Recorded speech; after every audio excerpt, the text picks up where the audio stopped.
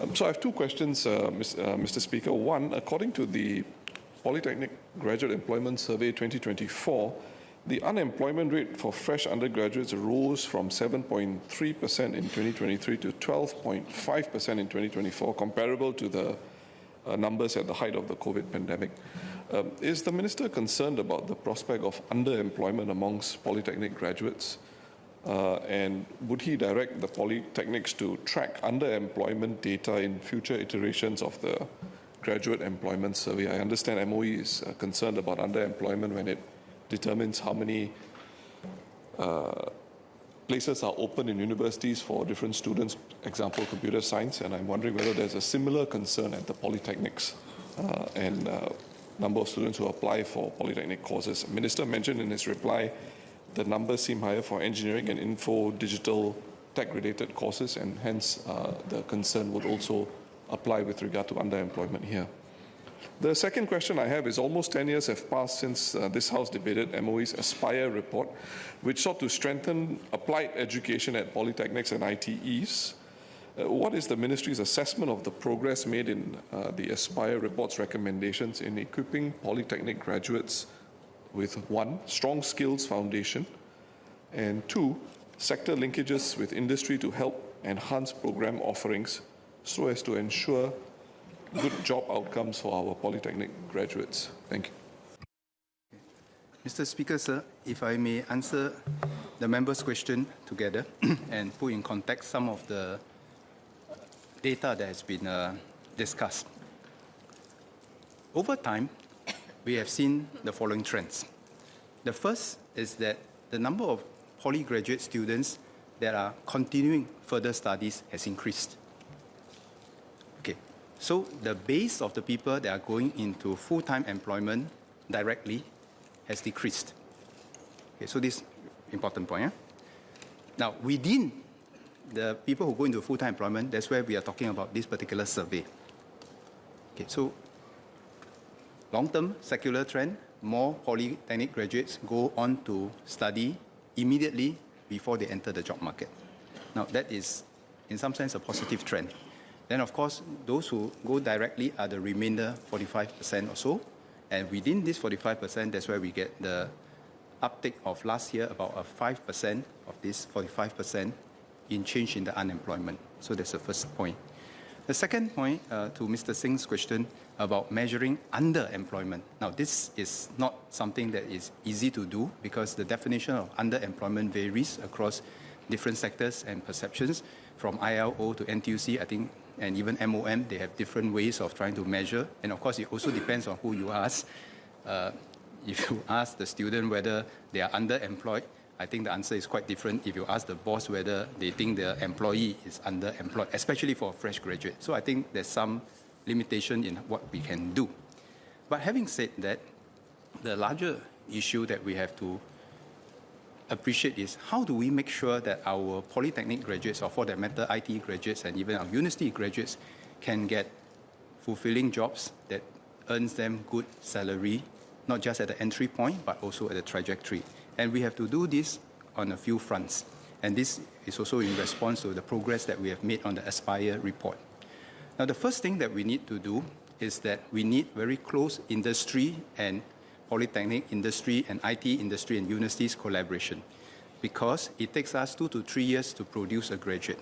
And we must be able to, if you like, work with the industry to forecast the demand, not just in terms of numbers, but the type of skills required in a few years' time. And this is by no means an easy job, because even the industry will know that in 2 to 3 years' time, the type of skill sets that are required and most marketable may change and may evolve over the time. But the first thing is make sure that we work closely with the industries, MTI, to forecast the demand. The second thing is that in a fast evolving world, I think nobody will be able to say that my course will fit nicely into a particular job in 2 to 3 years' time.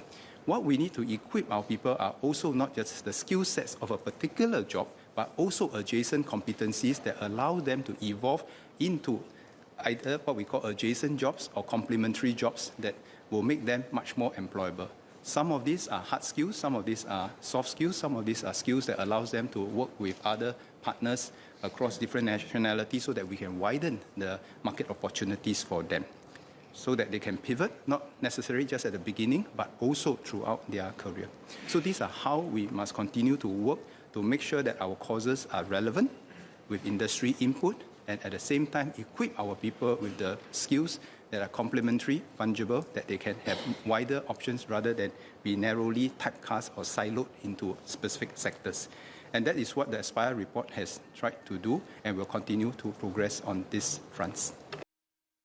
Thank you, Mr. Speaker. I note Minister's points about the transit of Polytechnic graduates into degree courses, and understandably so. I think in the previous decade, MOE had also envisaged the cohort participation rate for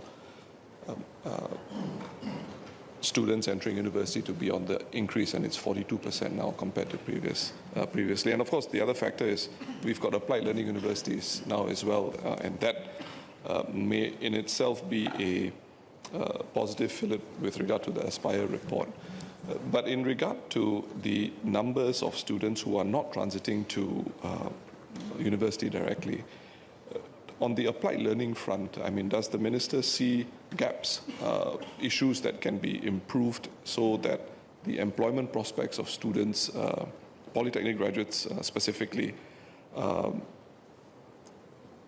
wouldn't say combat, but can withstand some of these secular trends? Thank you. Mr. Speaker, sir, just two comments in response to Mr. Singh's comments. Yes, indeed, this is always a work in progress to make sure that our courses are relevant, the skills learned by our students are also relevant and current. And we have to make sure that every year we have to refresh the curriculum, even if it's the same course. We have to refresh the curriculum with the industry inputs, with what we sense in the market, so that we can meet the longer-term secular needs, longer-term trends beyond just the cyclical short-term trends. So that's one thing that we do and we must continue to do. The second thing that has come through here is also increasingly we have what we call the work-study diploma, or even a work-study degree. And this is programs, applied learning programs in collaboration with the industries. Now, this is also another strong mechanism for us to make sure that our courses are relevant and are able to meet the, if you like, the just-in-time demand of the industries.